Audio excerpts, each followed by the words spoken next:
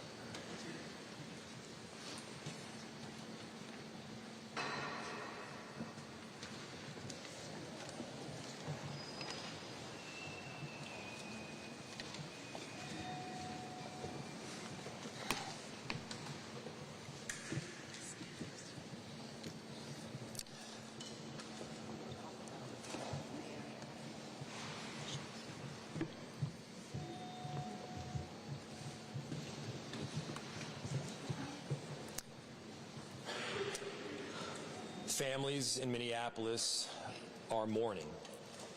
Our Greater Annunciation Fellowship is mourning. Our entire city is united in grief, and at the same time, based on this incredible group of people that has assembled here in City Hall, we are also united in action. We are committed to not having this be the scenario where another politician comes up to say never again. Another person stands in front of a microphone to announce a horribly tragic and unspeakable situation where more family members have been killed. We are committed to making this time different. And we have so many residents around our city and around our state that are 100% united to make sure that something like this doesn't happen again. Of course we're standing up with love. Of course we're standing up with thoughts and with prayers. But thoughts and prayers are not going to cut it. It's on all of us to see this through so that there is an action, so that something like this never happens again. We need action at the federal level. We need action at the state level. We need coordination with the cities around the country to make sure that every person has this common foundation of safety where they can send their kid off to school and have the confidence that they will be safe. Think of these kids, not as somebody else's, but as your own. Think of those last words that you had with your child just this morning before you sent them into school. You kissed them on the cheek, you got them set up with their shoes, you pushed them a pouch of applesauce. Maybe these were little annoyances, but the truth is that there's this common and beautiful thing. We love our children. Make these changes not out of hate. Make them out of a simple and beautiful foundational love for our kids. And so what are we talking about? When we talk about action, we need to talk about the action steps that need to take place. We need a statewide and a federal ban on assault weapons.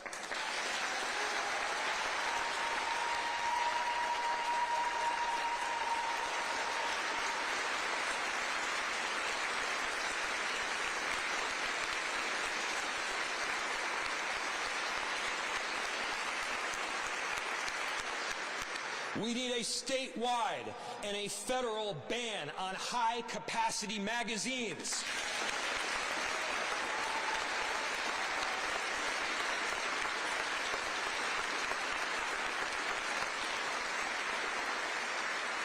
There is no reason that someone should be able to reel off 30 shots before they even have to reload.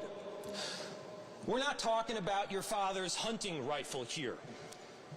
We're talking about guns that are built to pierce armor and kill people. Why do we have them coming in by the trunk loads onto our streets around the country?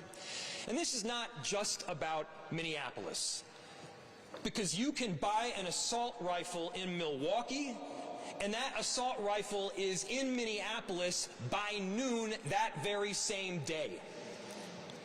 And so when we talk about the work that needs to be done, it's going to take a whole lot of unity from a lot of different cities, and I've gotten calls from their mayors who have experienced virtually the same thing that we experienced yesterday.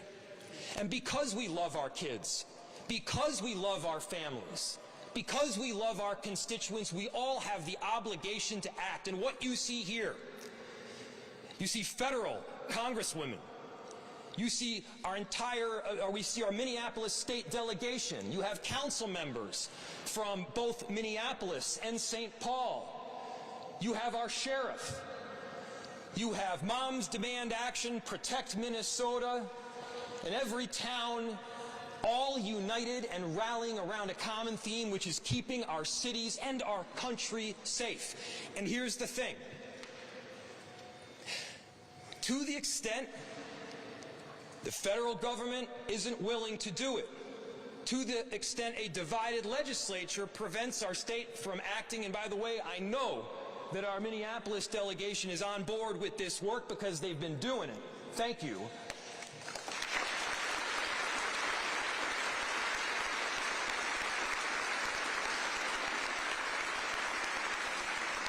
But here's the final ask.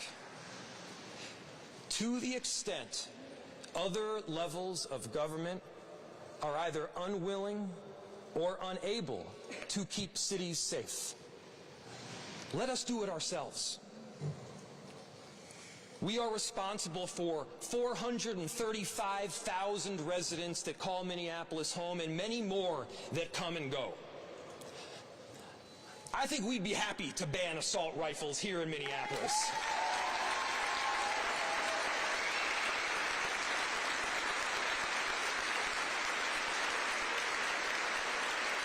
I know we'd be happy to prevent a next mass shooting from taking place. We love them. Let's love them with more than words. Let's love them with the kind of action that will forever. There's not another city 2 months from now that is saying the same damn thing. Let's stop this from happening. Let's stand up.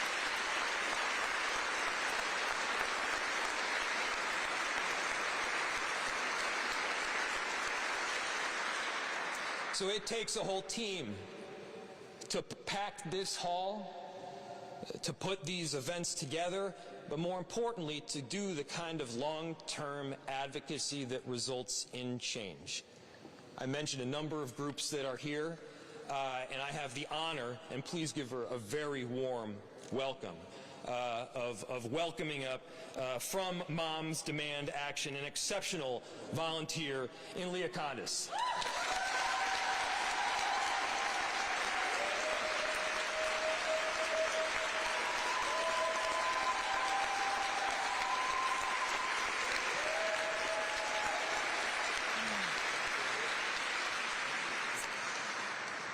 Thank you. As the mayor said, my name's Leah Condis. I lead the Minneapolis local group of Moms Demand Action for Gun Sense in America. But today, I'm not here just as an advocate. I'm here as a mom. I have 3 daughters. One of them has already lived through shootings at both the mall and the state fair. And I'm a Catholic. I forgot to mention that part. Now, here in our own city, families are living through the nightmare of a shooting on the very first day of school. Annunciation Catholic School should have been a sanctuary, a place where kids laugh with their friends, teachers prepared lessons, parents feel safe dropping their children off in the morning. Instead, gunfire tore through those doors. Children were gunned down in church, praying in their place of worship. Another school year begins, and once again, it is marked by gun violence. And this is not an isolated incident. Less than 24 hours before this tragedy, there was another shooting here in Minneapolis. And in that case, an AR-15 style assault weapon was used. These are weapons of war, and they are tearing through our communities over and over again. We cannot call ourselves a free country when parents cannot send their kids to school without wondering if they will come home alive. And even for the children who survive, the trauma will live with them forever. All signs point to yesterday's shooting also being carried out with an assault weapon. These guns were designed for battlefields, not for our schools, not for our churches, and not for our neighborhoods. No civilian needs a gun that can fire dozens of rounds in seconds. These weapons exist for one purpose: to kill and wound as many people as possible, as quickly as possible. We've seen what happens time and again when assault weapons are used. And we also know what happens when they're banned. Lives are saved. When the federal assault weapons ban was in place, mass shootings went down. After it expired, they increased. We cannot afford more delay. Here in Minneapolis, this tragedy comes after 3 other deadly shootings in just 24 hours. Our city is in pain. Our state is in pain. And yet still, lawmakers at the state and federal levels refuse to do the one thing that could stop this: ban assault weapons and high-capacity magazines.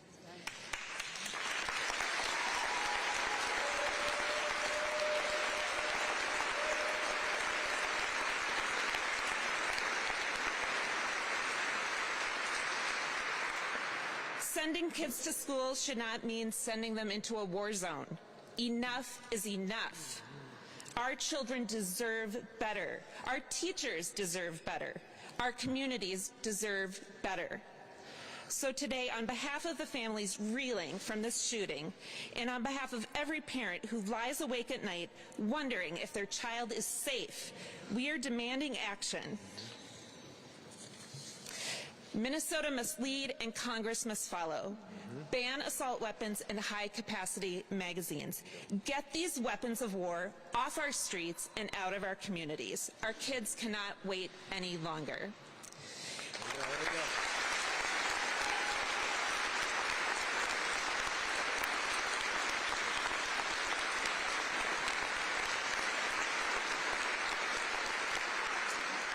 Now it is my privilege to introduce my Congresswoman, Representative Ilhan Omar.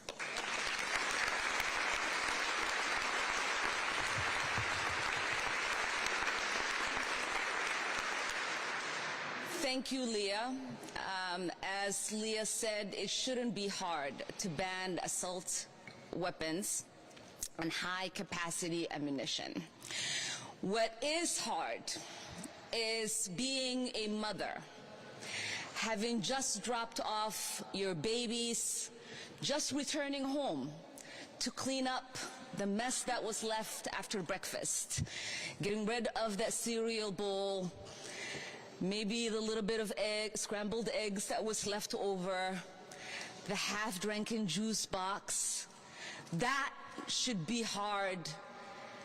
And receiving that phone call before you are even able to get rid of the residue that your babies left as you dropped them off at school, and to hear that your two angels are no more, that someone evil enough was afforded the ability to get a weapon that could be used to assassinate them through a window at their school while they sat for morning mass.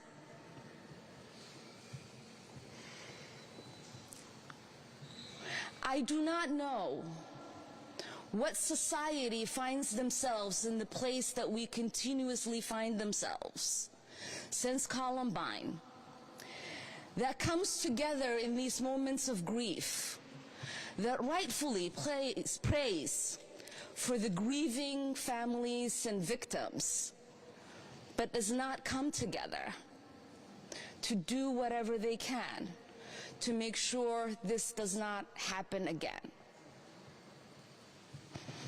Leah and the mayor mentioned the fact that these are weapons that are used in war. I know a little bit about that. At the age of 8, I survived war myself. I'd never imagined that I'd come to the United States and be in high school, and that there would be a school shooting, and that I myself and my kids to come would practice school drills on how to avoid being gunned down in one of the greatest nations in the world. There is something fundamentally broken. I know that in America we value life. I know that in America we are loving neighbors. I know that in America we are people of faith because these babies that were gunned down were actually kneeling in prayer. But what I do not know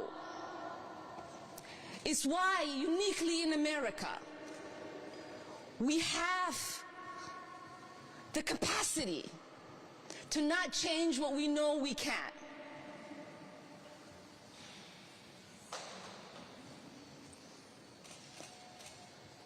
So that is what we must ask ourselves. This is not a big issue for us to solve, like curing cancer or AIDS, even though we attempt to do that every single day. This is something that is simple, a simple ban to make sure people who should not have access to these weapons do not get them, and then cause harm and trauma for generations to come in our communities. It is a simple ask. You don't have to be a Republican, you don't have to be a Democrat, you don't have to be political at all. You don't even have to be a parent, you don't have to love going to the movies or watching concerts. All you have to be is a human being who loves the ability to live in the liberty of knowing that no one has the capacity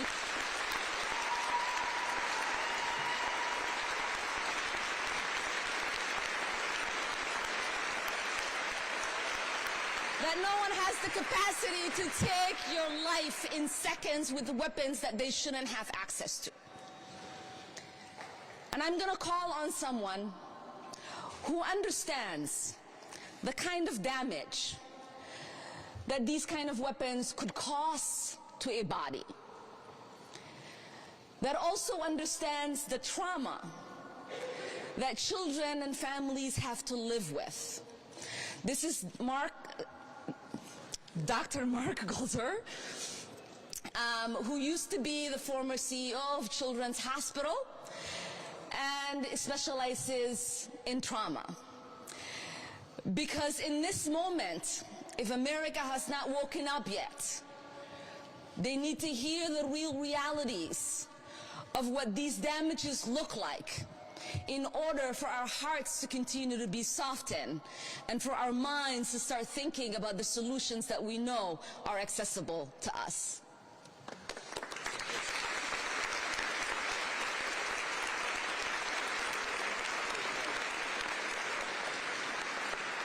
Thank you, Representative Omar. My name is Dr. Mark Gorlick. I'm a pediatric emergency medicine physician, and I want to start by acknowledging the grief of all the children and families at Assumption Church. Every single one of them was assaulted and traumatized yesterday, everyone in that community. And I also want to acknowledge the folks in the EMS system and at Hennepin Health and at Children's Minnesota who took care of those patients. Because I know from my 25 years of practicing pediatric emergency medicine that when you have seen a small body that has been mutilated by bullets, you do not easily or ever get over that. And all the more so because we all know it is entirely preventable. Since 2020, when gun injury became the leading cause of death for children in the United States, since then we have been saying that we are in a public health crisis. And we are. But too often we are putting the emphasis on the word crisis instead of on the word health. This is a health issue. This is not a criminal justice issue or a policing issue. This is not a constitutional law issue. This is not a moral issue. It is a health issue. Children are being injured and killed. They're being injured and killed by bullets coming out of guns fired by people in a social context.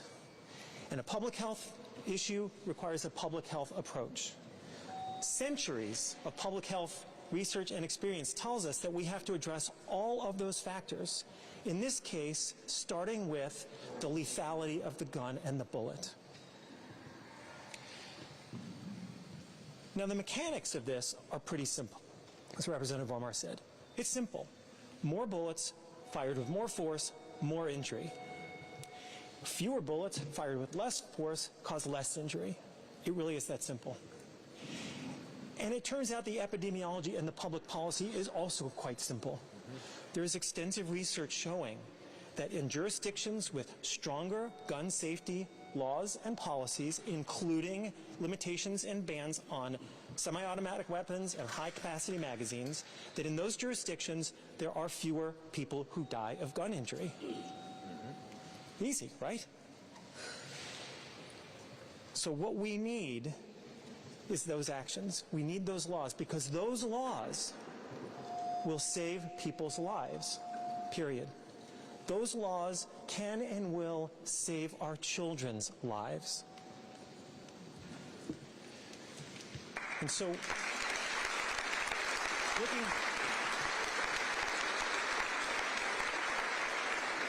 We need action at the federal level, we need action at the state level, and as you've heard. And so I would like to next introduce State Senator Zainab Mohammed.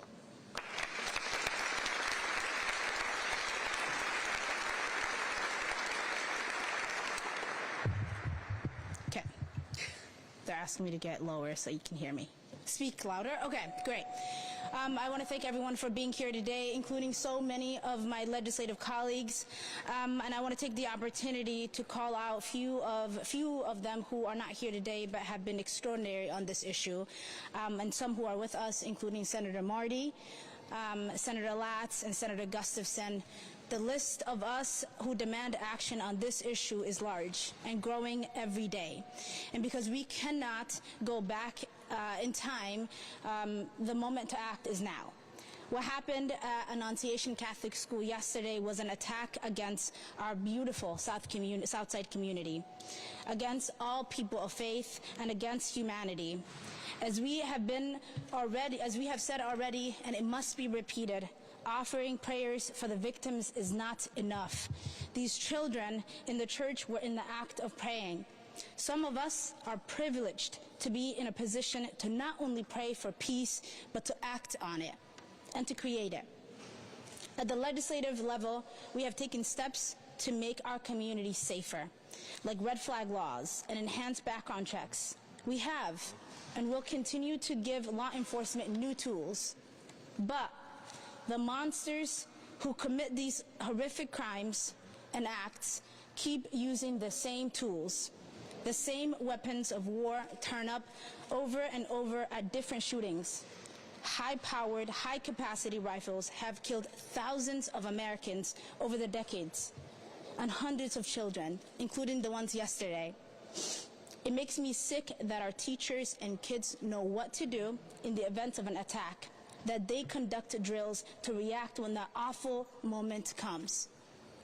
Parents have practiced at explaining the unexplainable and consoling children who have lost friends who are afraid to go back to the classroom tomorrow. We can act here in Minnesota so that generations from now, our children's children won't fear and won't have to worry about anything but books, math, and maps.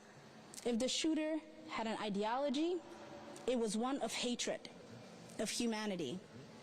They express admirations of mass shooters who have targeted Jews and Muslims and Christians and progressives and children. This is not a part of any community's identity. It is pure hate.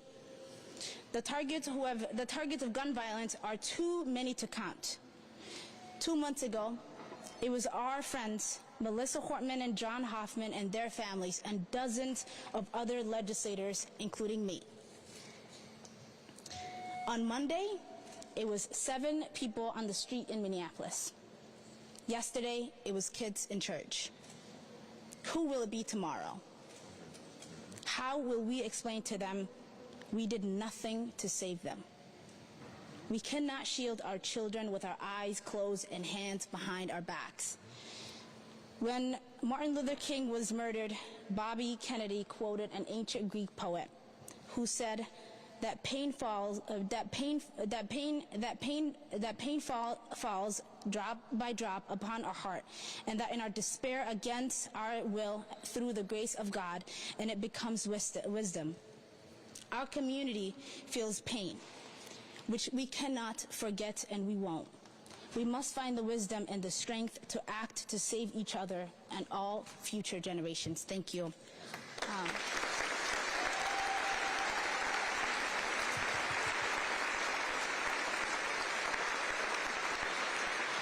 And next, I'd like to call up my partner in the Senate District, Representative Emma Greenman.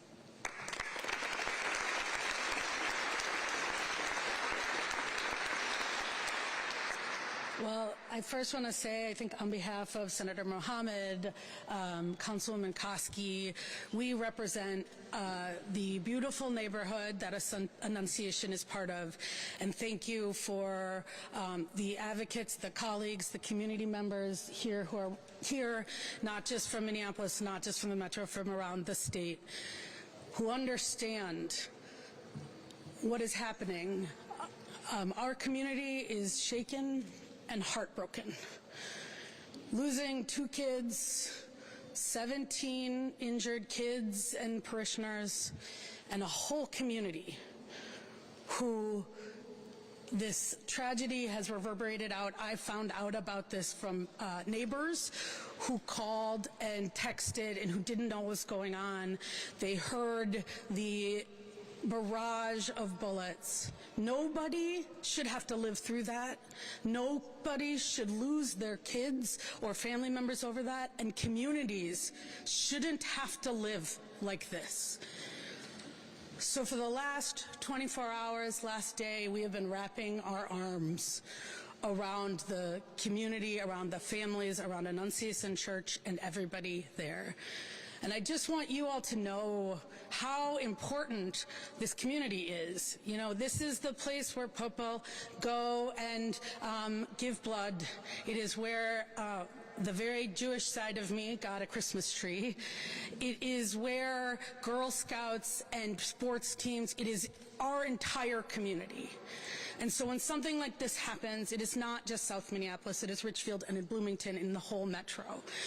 And we join in our grief communities around the country that have been here before, that have been shocked and wrecked and have said this is unimaginable, and now it is imaginable because we keep letting it happen.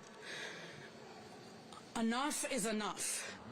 We cannot become numb to this. We cannot become numb. We cannot have people say there's nothing else we can do. Red flag laws don't work. Anything doesn't work. That is not true. And there is more we can do.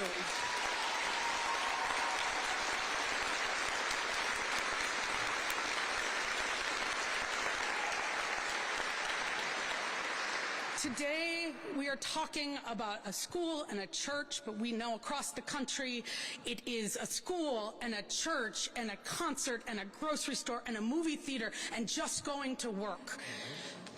Everyday people need to be safe doing everyday things. That's right.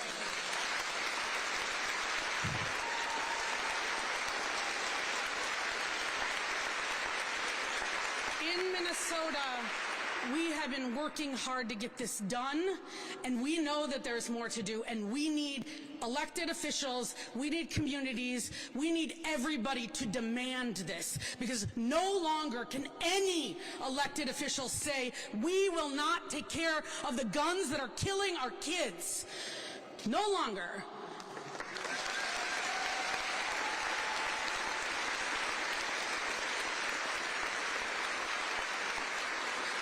And we know that this is not a uniquely Minnesota issue. It is a national issue.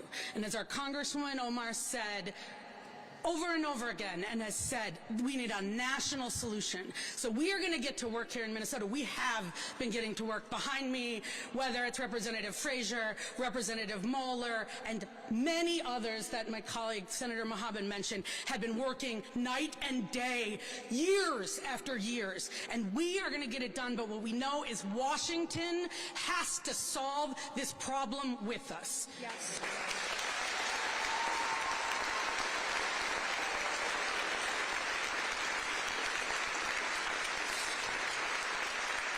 So I just want to leave you with the words that the principal of Annunciation said yesterday, because I think it is indicative of our path forward. He said a proverb. He said, when you pray, move your feet. Move your feet. And we are here today. We are here with community, we are here with families and parents, we are here with people across the state of Minnesota and elected officials at all levels of government to move our feet together. And that means moving our feet to ban assault weapons, to ban high-capacity magazines, to improve and increase the things we are doing to ensure that never again do people have to feel unsafe, do kids have to worry and shelter in place. And we can and need to continue to say never again, because we need to make that a reality together. And so please, let me introduce from Protect Minnesota, Maggie Emery, because it is the families and the advocates on the front lines that we do this work with. Thank you.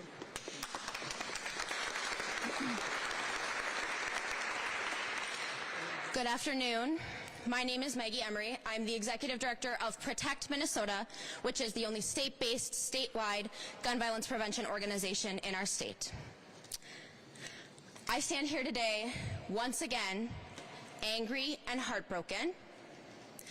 In 2.5 years in this job, I have lost count of the number of times that I've stood in front of a microphone saying that I'm standing here angry and heartbroken, and I am just sick of it. Yet again, our children, our parents, and our teachers and our communities have been forced to live through a nightmare. Guns are the #1 cause of death for children in this country. Let me say that again, the #1 cause of death for children in this country, and every single one is preventable.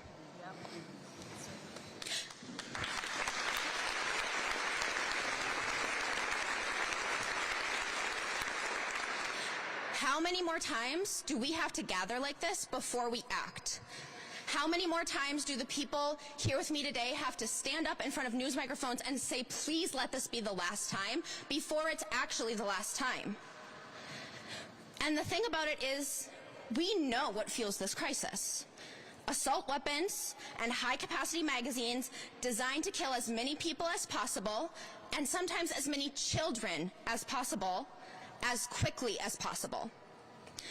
The data is clear. When assault weapons are used, mass shootings are far more deadly, with 6 times as many people shot and more than 2 times as many killed. Year after year, progress is stalled while our communities and our children pay the price. This is a uniquely American phenomenon, but Minnesota does not have to wait any longer. We have the power to lead the way and to show that the lives of our children matter than the gun lobby's money and political cowardice.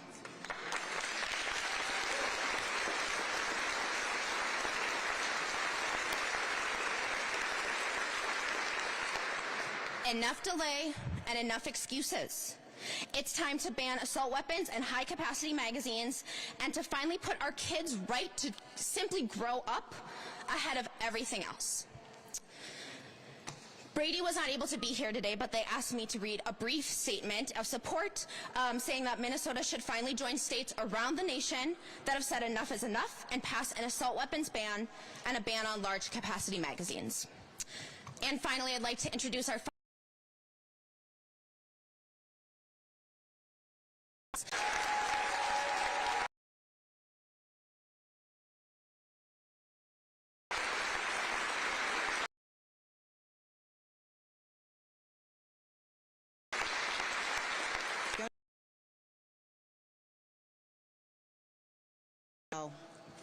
We're here after children and 3 teachers were shot. As a parent, I have to say, whatever is unrelenting. This is unbearable. This is unacceptable. This morning, I had the privilege of watching them sleep safely in their beds and kiss them one more time before I came here. I got to do that because, and for those kids who did make it home, for the parents who did get the chance to pull them close and hold.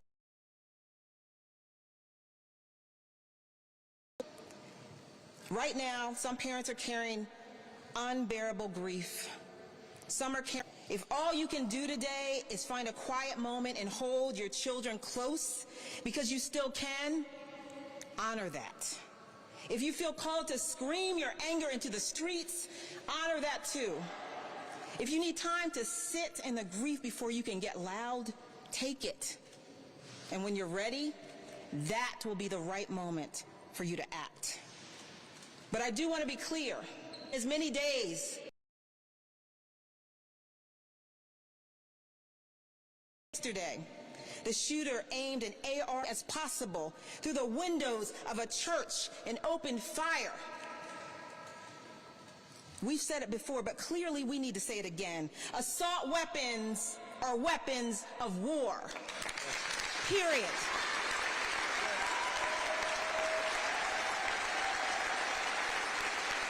They are designed for the battleground. They don't belong in our schools, in our churches, in our communities. And yet here we are, again, because politicians would rather protect the gun lobby's profits than protect our kids.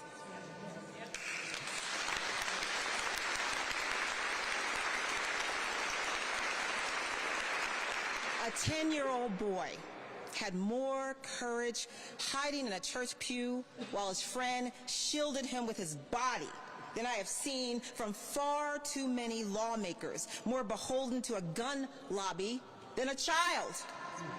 If children can show that kind of bravery under fire, why can't our lawmakers?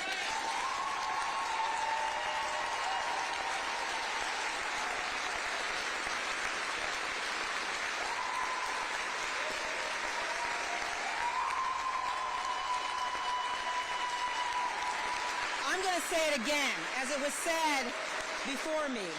We need to ban assault weapons, period. We need to ban high-capacity magazines that allow shooters to fire more rounds without reloading, period, here in Minnesota and across the country.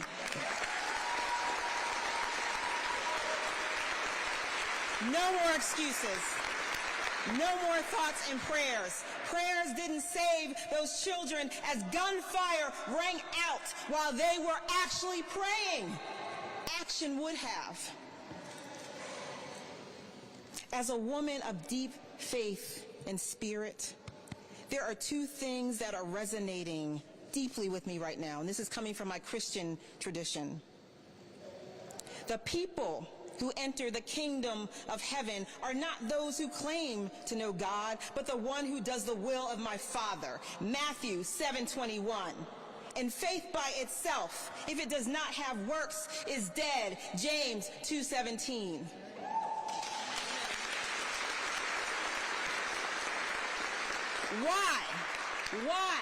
Why are we leaving it to our children to fight gunmen armed with an assault rifle? Let me be clear. This isn't some kind of impossible ask. Assault weapons and our children can't coexist. And we have seen other states take the mantle. Just this year alone, we saw progress from states like Rhode Island and Colorado. The majority of Americans, Republicans, Democrats, gun owners, veterans, people of deep faith, in fact, people from all walks of life agree that these weapons have no place in civilian life. That's right.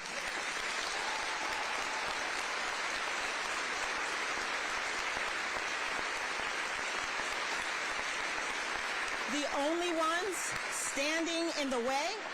Politicians who are too cowardly to act. And I say to that, the lives of our children are not for sale, period. We should not have to be standing here the morning after another school shooting, another school shooting, another school shooting. But here we are, yet again, standing in front of you in grief and anger and asking, when will enough be enough? And we will keep showing up and keep asking that question until lawmakers finally decide that the lives of children are worth more than the profits of gun manufacturers.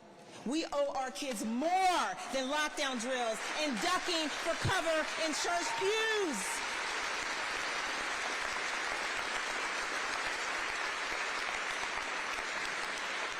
We owe them a future. And if lawmakers won't act to ban assault weapons, to ban high-capacity magazines, then voters will elect new ones that will. Thank you very much.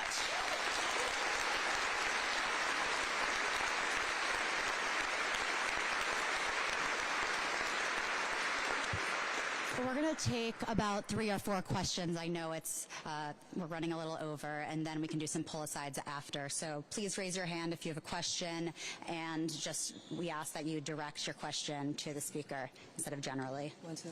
Yeah, go ahead. My question is for state legislators.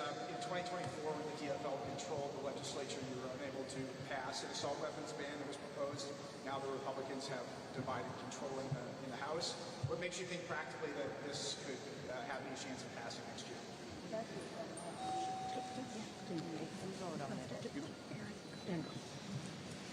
Thank you for your question. My name is Erin Murphy. I am the proud Senate Majority Leader. We have to take the vote. We need to act on the wishes of Minnesotans and for the safety of our kids all across the state of Minnesota. And as I've heard previous leaders say, take the vote. Yes. Vote your district. We'll see where it goes. Yep. But I think Minnesotans are clear with us. Yep. They are in favor of a ban on assault weapons, and they're in favor of a ban on high-capacity magazines. And it's time for us to love our children most and do our work. That's right. That's it. That's it.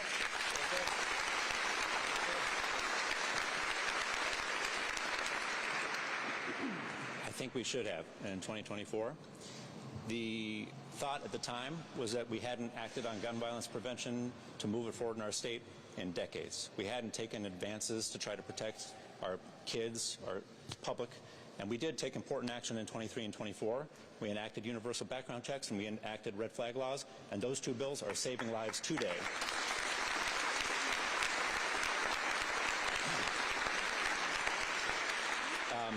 I had a bill drafted to ban assault weapons and ban high-capacity magazines, and I didn't introduce it. And part of the thought was we weren't ready. Part of the thought was we needed to take action on these two laws first to break the ice, to try to be able to move forward. But we're ready now. Yeah.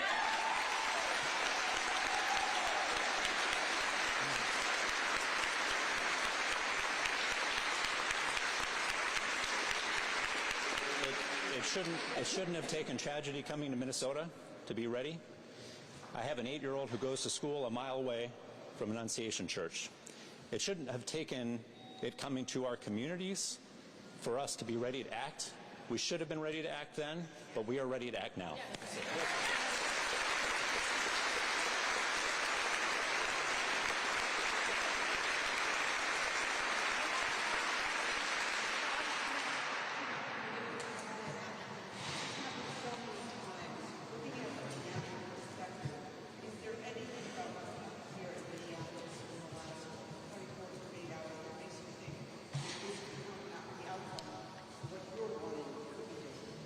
Yeah, thank you for the question. I will say that one of the things I get to do in my role as a national leader is travel all across this country, in the reddest of states, the bluest of states, the purple states, and poll after poll, conversation after conversation, mother, father, parent, they all want the same thing. They want common sense gun laws that are going to protect our communities. And why do I think that this moment is different, or why do I think we have? Because we are opening up a door to bring other people in to know that they have a place here and that there's something we can actually do about it. This isn't a natural disaster. It is not a car accident. It's not childhood cancer.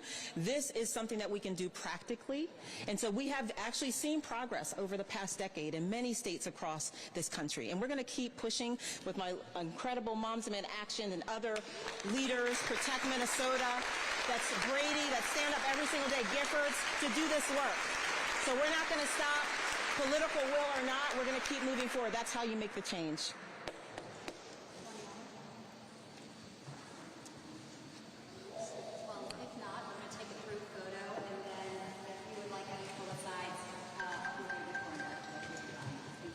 Thanks, everybody.